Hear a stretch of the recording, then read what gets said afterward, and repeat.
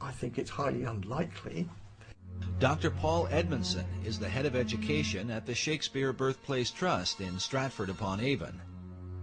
In this debate, he is known as a Stratfordian, not just because of where he lives, but because of his traditional view of Shakespeare. The Stratfordians are considered the academic adversaries of Baconians. We asked Dr. Edmondson to comment on the Bacon-Shakespeare theory. It first occurred in 1785.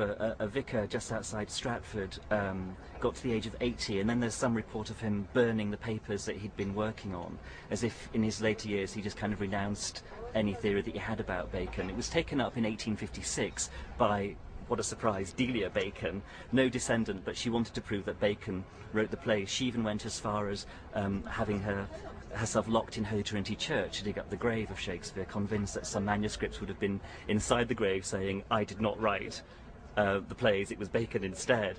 And she didn't get as far as digging up the corpse of Shakespeare, and later she went mad after the publication of her book. But her book was groundbreaking. She had good support from Nathaniel Hawthorne, Mark Twain. She knew literary figures in the States. Mark Twain was certainly convinced that the historic William Shakespeare did not write the Shakespeare plays, and this is a guy. How can you deny his conclusions? He had the money to investigate it. He had the time to investigate it. He's not known as a crackpot in any other venue. In 1909, Twain took up the Bacon-Shakespeare controversy with his own book titled Is Shakespeare Dead?, in which he questions the reputation of the Stratford actor in his lifetime. He's saying that in Shakespeare's own life, no one regarded him as being important or famous or a brilliant playwright or anything like that. It was only 2 or 3 generations after his death that suddenly the historic William Shakespeare became a big deal. So however, the plays enjoyed immediate success and immediate prominence. So how do you explain that?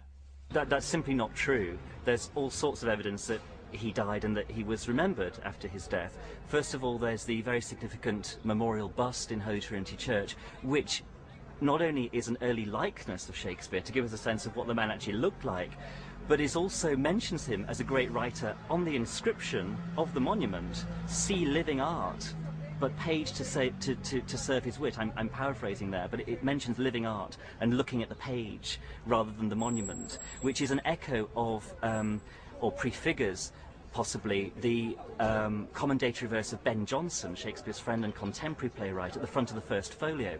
The first folio is the first time Shakespeare's works are gathered together after his death by his friends. That's crucial.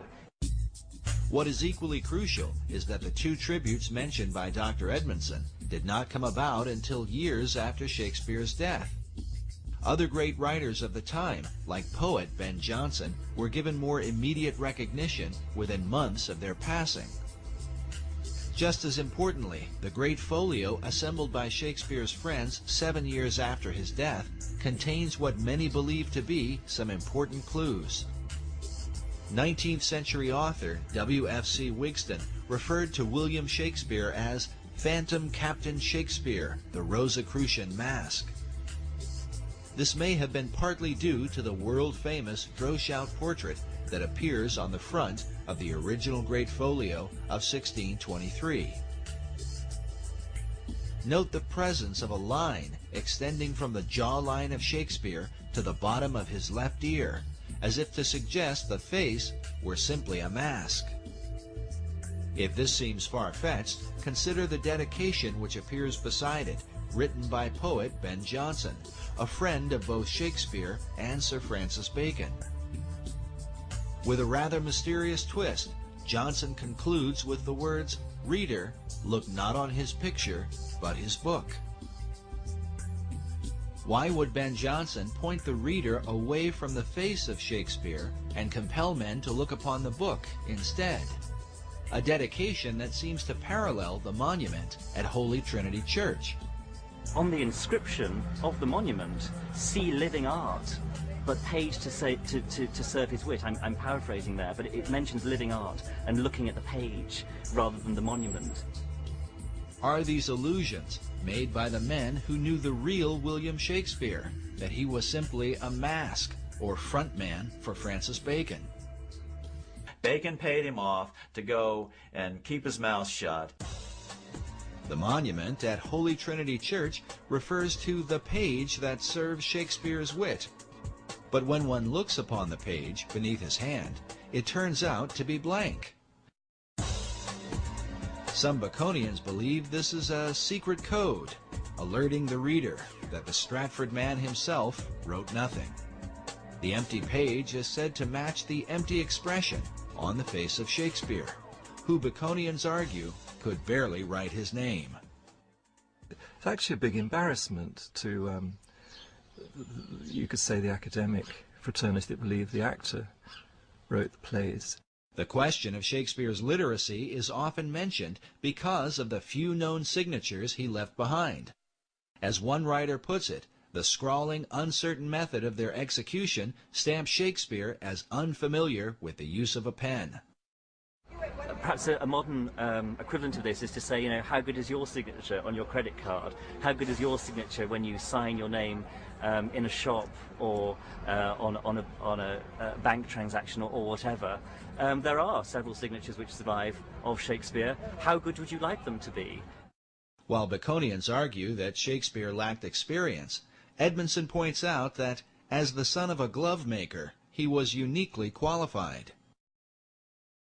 There's lots of references to different kinds of leather. For example, Feste's line in Act 3, Scene 1 of Twelfth Night about someone's wit being like a cheverel glove.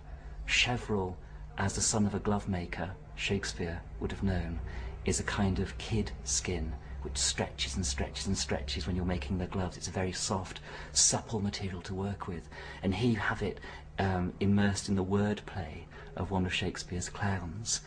Francis Bacon knew nothing about different kinds of leather, I would suggest. Actually, you could turn this whole thing on its head and say that Shakespeare wrote Bacon, which is something that a lot of people don't suggest, because why bother to do it that way around?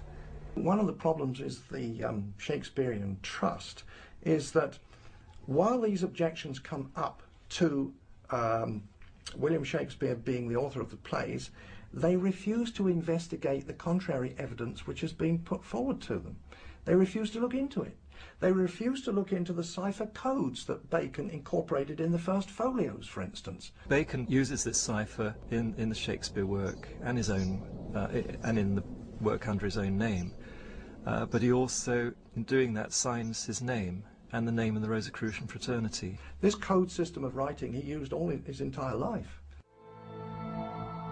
The examination of the cipher codes in Shakespeare's plays have filled hundreds of books and essays over the last few centuries.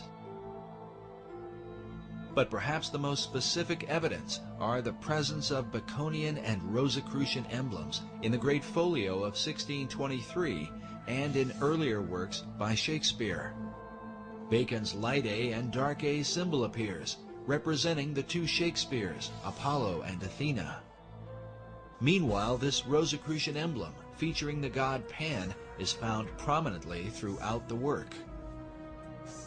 Other mystical headpieces with Rosicrucian symbolism are found both in the Shakespeare Folio of 1623 and in works openly published by Sir Francis Bacon. The varied symbols and ciphers clearly mark the presence of Bacon and his Rosicrucian fraternity, while to what extent they were involved in the writing of the plays remains a matter of debate. But perhaps the most compelling evidence is that the works of Shakespeare helped to accomplish exactly what Bacon and his Knights of the Helmet set out to achieve. While the numbers vary, the plays are said to have developed some 20,000 words for the English language, with some words being created, older words being revived, and current words being used in new ways. Could the actor from Stratford, with a limited education, have accomplished this coincidentally?